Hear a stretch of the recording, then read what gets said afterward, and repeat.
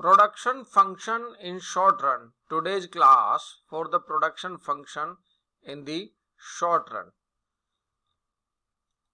Dear student, first of all, we need to understand what is production function.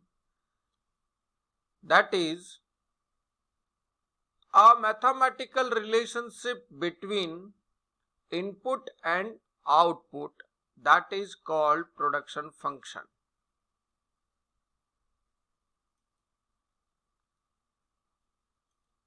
Here, what do you mean by the input?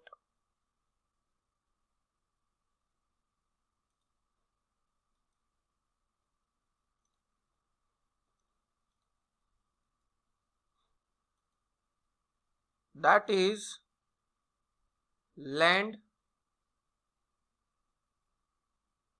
labor, capital, entrepreneur, and organization.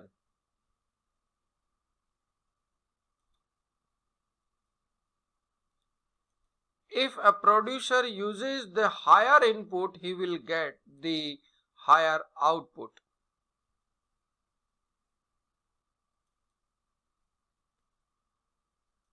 So whatever the changes comes in input, the output will also change.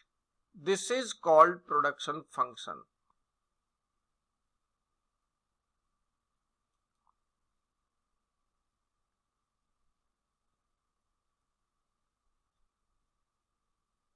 We can study the production function in the two different time zone or in the two different time context.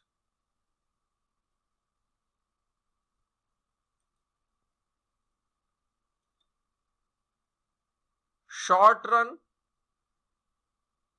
and long run.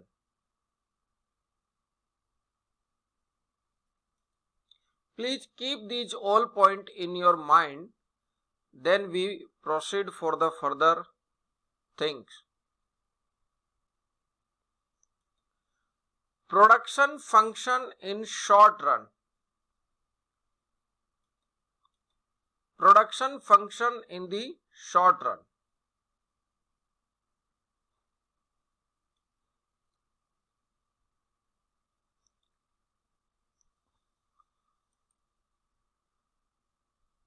In the short run, the production function can be known by the following name: short run law of production,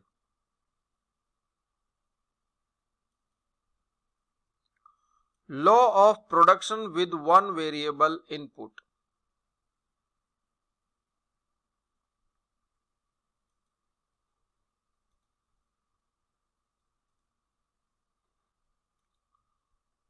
or law of production,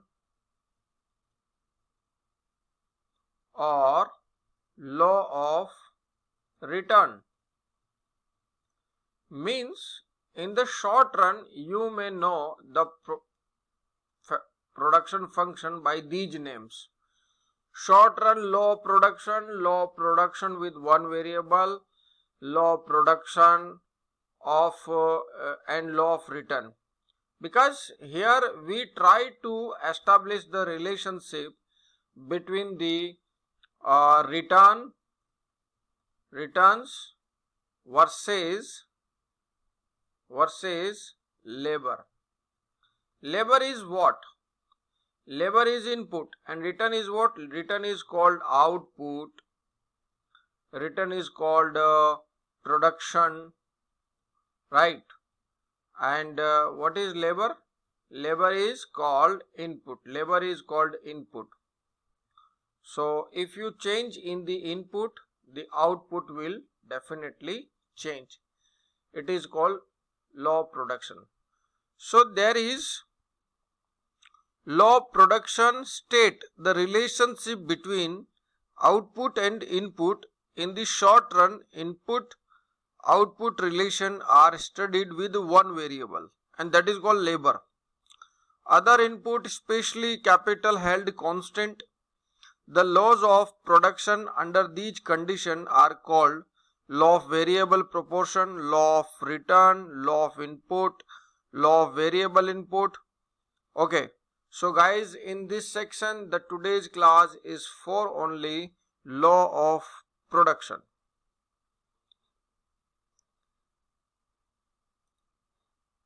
So there is three different stages of the law of production.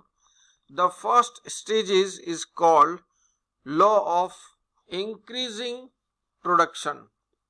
Law of increasing production, or you may say law of increasing return to variable input, and that is this. This one is the first stage. It is a first stage. It is first stage, it is second stage, and it is third stage. When the first stage will occur in our factory, when the second stage will occur in our factory, and when the third stage will occur in our factory. This is the question to understand and to find out. So here we go for the next thing. It is one common thing to understand what is the marginal. Marginal product is the additional output produced by the last worker hired. Means whatever the last worker you hired, what the changes comes in the total output, due to that additional worker, what you get the additional output, that is called marginal production. Okay. Now see, this is a graph in which you are saying at the y-axis it is the output, and at the x-axis it is the number of worker. While we having the first worker, what is the output? The first worker is giving the 5 unit of output. If we hire the second worker, he also gives the 5 unit of output, then the total output will be 10. The total output will be 10. At the time of first worker, the total output is 5. At the time of second worker, the total output is 10. At the time of third worker, the total output is 15. So by each and every worker, we getting the 5 unit more additional output. Here you can say the marginal output here is constant here. The marginal output is constant here. Okay.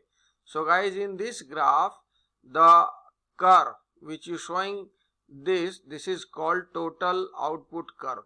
Total output curve. It is a constant output curve. You can see in this graph, the output is increases with the increases in the input. And what is input? Input is number of labor. If number of labor is increases constantly, then output is also increases constantly with the same rate. By the first worker, the output was 5. By the second worker, the output becomes to 10, and the marginal output was 5. With the third worker, the marginal output 5, and the total output 15. With the fourth worker, the total output 20, and marginal output is 5. With the fifth worker, the total output 25, and the marginal output 5. So what is the conclusion? The conclusion is this: the total output is here constant. The total output is here constant. Okay. It is the second question. It is the secondary matter when it will applicable, right? It is the first stage or it is the second stage. We will discuss it further on. But here prima facie we should know that it is called increasing total production with the constant rate. Okay. Now further in the next, this graph is showing the marginal output. At the x-axis, these are the number of labor. Labor number 1, 2, 3, 4 and 5. Labor number 1, 2, 3, 4 and 5. So what is the marginal output? Marginal output is constant, 5 only. Every worker gives the same output. Okay. And in the next,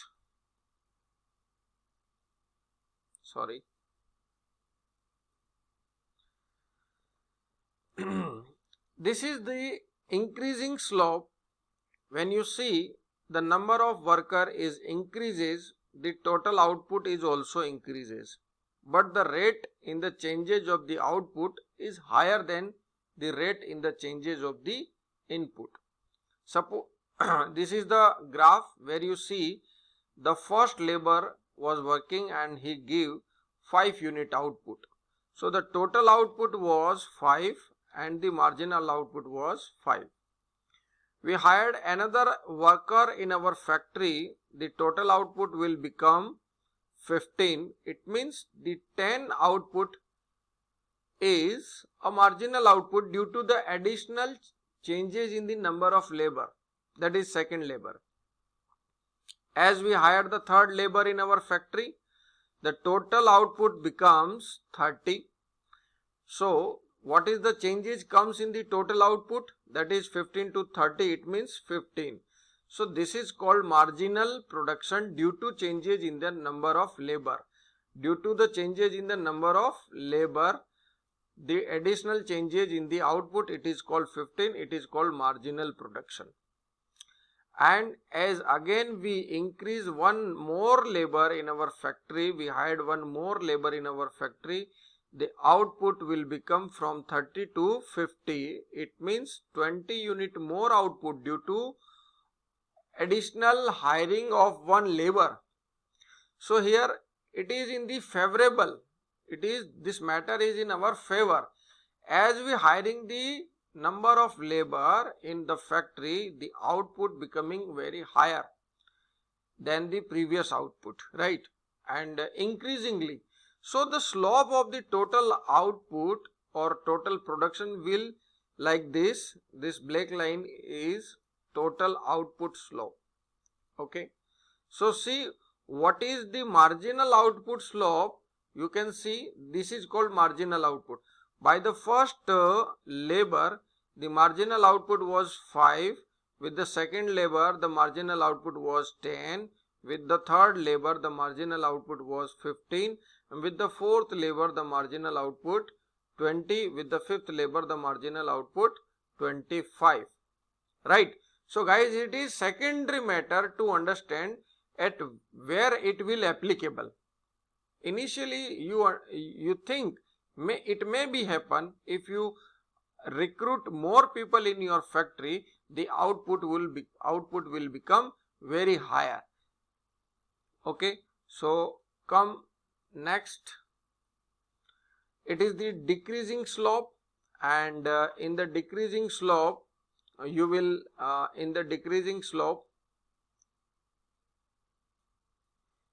see with the first worker the total output was 25. As you recruited more worker in your factory, second, the total output becomes 45. It means what? The total output is increasing here with the 20 units. Okay. But it is called marginal output, and marginal output is reduces here. Okay. And when you recruited another labor in your factory, the third labor, the output become 60 from the 45. It means 15 unit increases, but it is decreases in the context of marginal production. Okay. And again you recruited the fourth labor, the total output become 70 and the marginal output become 10. You see in the next page about the marginal production curve. Marginal production curve is reducing here. By the first labor 25, by the second labor 20, by the third labor 15, by the fourth labor 10, by the fifth labor 5. Okay. there may be three